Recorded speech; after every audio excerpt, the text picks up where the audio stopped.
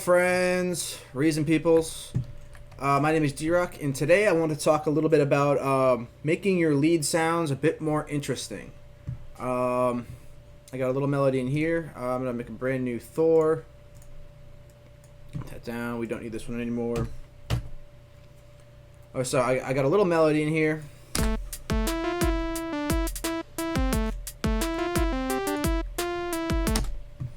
So yeah, a few ways to make your leads more interesting. The easiest way to do it is just going to be adding movement to it. Since this is a lead, we're gonna make it a monophonic sound. We're actually gonna choose mono legato though, because an easy way to do movements and to vary it up a little bit would be using the portamento on auto.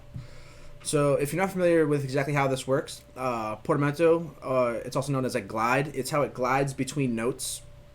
So let me play a couple notes for you. If you bump it up, glides longer. I typically like it, somewhere around 35-ish. We're gonna have this on auto though, because with the way that this melody is written, we've got some overlapping notes and some that don't overlap when they go from note to note. So when the notes do not overlap, for example, right here, they're going to jump from note to note instantaneously. When they do overlap, it's going to do that small glide. It's a really easy way just to add that little extra subtle movement to your sounds.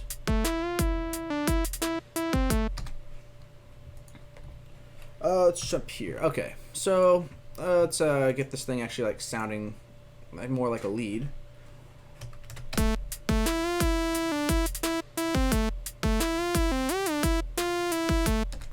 Cool. Another really easy thing to do to add movement is to add more movement to the pitch. Easy way to do that would be with an LFO.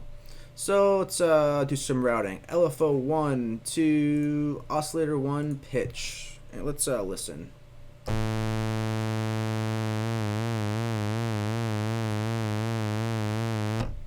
And let's speed this up. Usually with a tempo this fast, usually 1/8 is good. If it's a slower tempo, I typically like to do 1/16 to give it a really nice solid vibrato.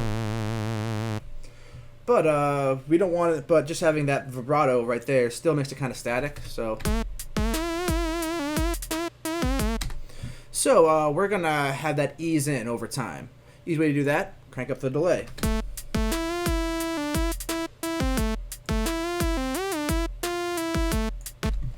You can also do that with adding a mod envelope to it if you have some really long notes being held.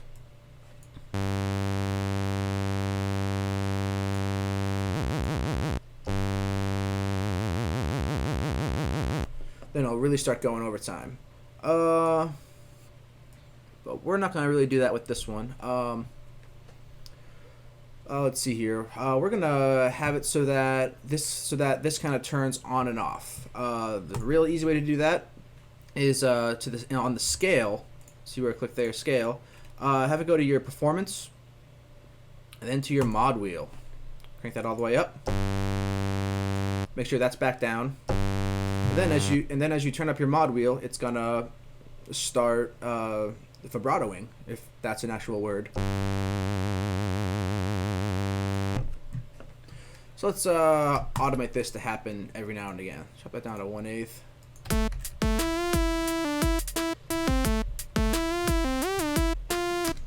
I'm gonna do it right on that note right there. You can even have it scoop in like that. Really easy way to add a little extra movement to your sound. Another thing that's really nice to do, especially when you're working with these more analog type of forms, with a square wave, you can have an LFO modulate the pulse width of it. It sounds really good when it's stacked with a sawtooth wave. It makes a really interesting phasing type of sound. So if we let's do LFO 2, pulse width.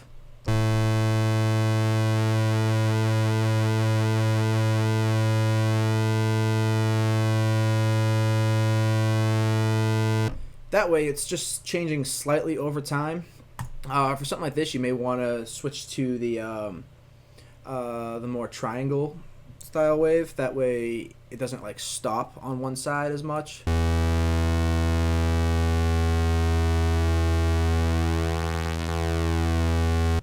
But yeah, another really easy way to get movements. We're not gonna keep that on for this though. I don't want to go a ton into the actual writing of your melodies, but really easy way to make your melody a bit more interesting. Let's turn snap off, and we're just gonna add a little pickup note right here.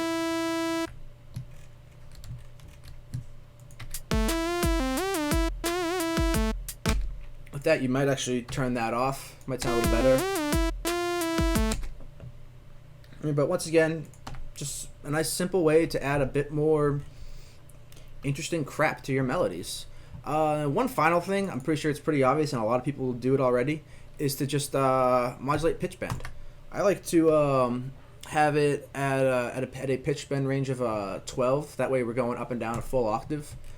And usually like at the ends of phrases, I like to scoop it down or drop it down.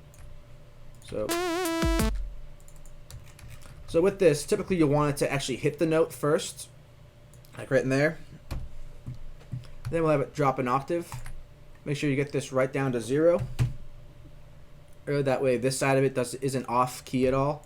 And then have it drop down on that latter half of the note.